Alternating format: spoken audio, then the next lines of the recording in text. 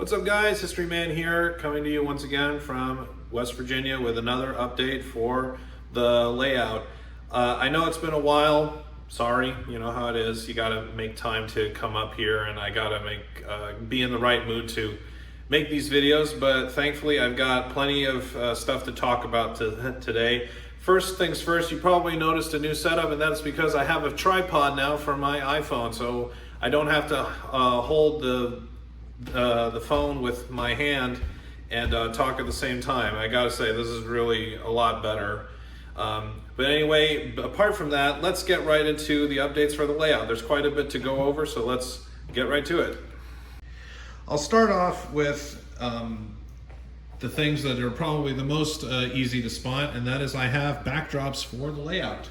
As you can see, I primarily focused on the country town side end of the layout. If you notice, I have a backdrop that looks like the Appalachian, and in fact that is exactly what this is. This is supposed to be the Appalachian Mountains and the Blue Ridge Mountains. I got these from railroadbackdrops.com. They make excellent backdrops, although I will say be careful in terms of what you want to get, because the prices do run pretty high pretty quickly. So I got the most economic of the backdrops on presentation paper, a 30-inch by 72-inch. It doesn't fill out the entire space, but I think that's fine, because if you notice there's a big hole right there, that is exactly where the mountain is going to go. So let me just slowly pan over so that you can get a better sense of what it is we've got. What I was trying to go for here was a gradual shift from the countryside over to the industrial side on this section here. As you notice, there's more of a focus on the rail yard right here, which comes to the roundhouse section, and then gradually changing into the outskirts of a city with the rail yard in the foreground. Now, the one problem that I had was I underestimated how many backdrops I would need. I still need to fill out the city backdrop. I need to find a suitable backdrop that has skyscrapers and tall buildings and hotels and such. I need to think about what kind of backdrop I need for that, and I need to make it so that it will transition cleanly with the city outskirts that you see on the end. But I think that this is going to look really good, and I've already run a couple trains on it with the backdrops, and I got to say, it looks great. It looks so realistic. I'm really happy with this. The other major addition to this layout is, as you can see here, the roundhouse. The roundhouse is a Corber kit that I got at York. I didn't buy it. I didn't buy it at York. I put in a mail order for it because there wasn't a kit that I could bring home with me from York, and they mailed it to me about a few weeks afterward. Then I brought it up with me, and I put it together over the course of several weeks. As much as I love this structure and as great as it looks, I will say putting this thing together is not an easy task. It requires a lot. There are a lot of moving pieces, and there's a lot that goes into this, more so than I was really expecting. This is, if you get a Corber kit, Corber kits are definitely not for beginners. They are for professional hobbyists.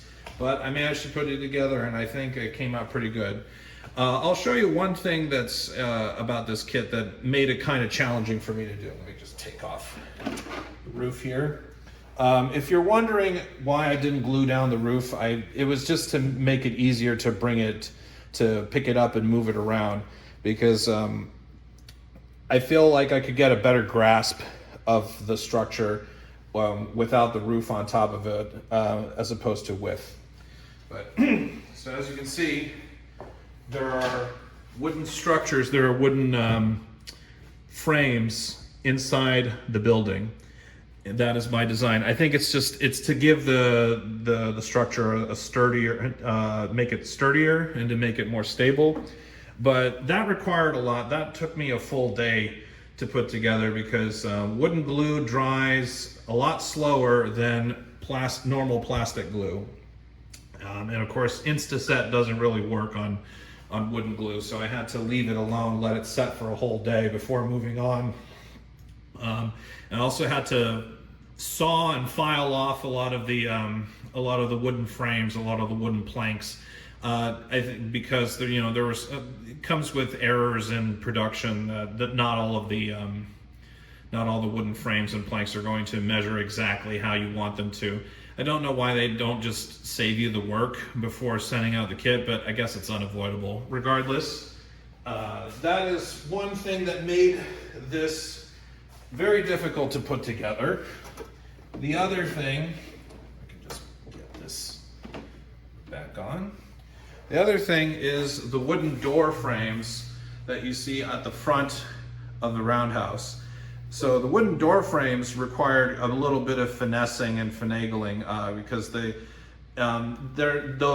design is not painted on. It's actually essentially like a layer on top of the base layer of the doors to give it a more realistic appearance. And also on top of that, something else strange that I noticed is that the actual gates, the doors, the holes, whatever you want to call it, they had like a piece of plastic that was on the bottom of each of the doors. I had to cut those off and saw those off so that I could properly place it down without having to screw up to tear up all of the tracks and screw them back in place. It made it a lot easier for me to put this down.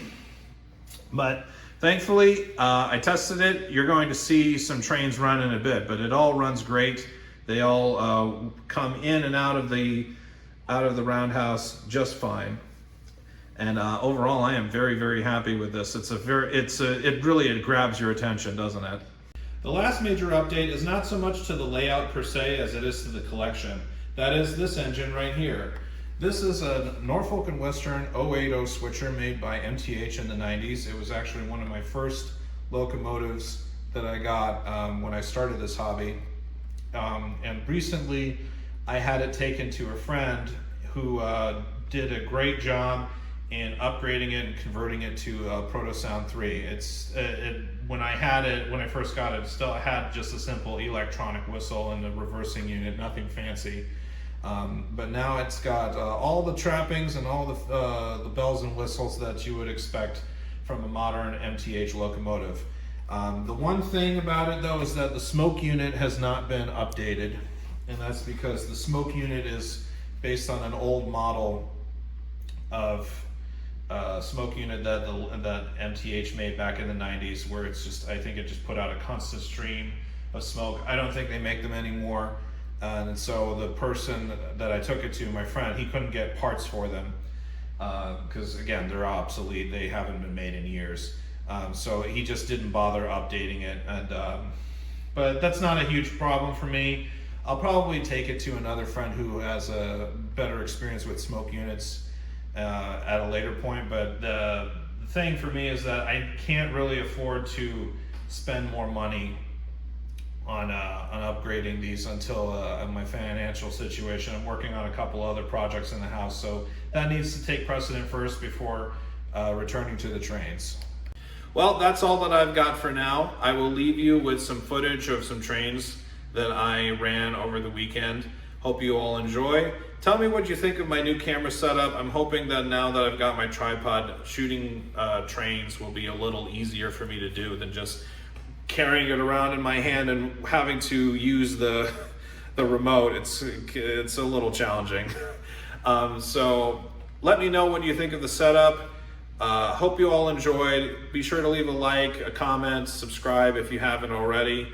And yeah, I'll see you guys next time. Take care.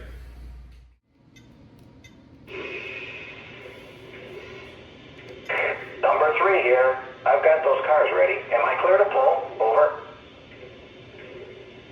Number 3, you are good to go. Over. Appreciate it. Glad to have the green light. Out.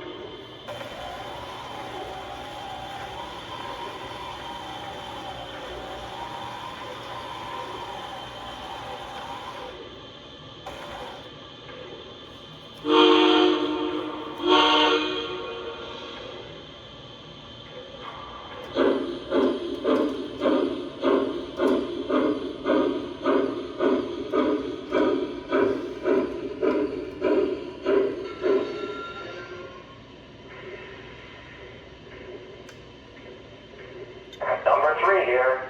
Starting shutdown procedure. See you tomorrow. Out.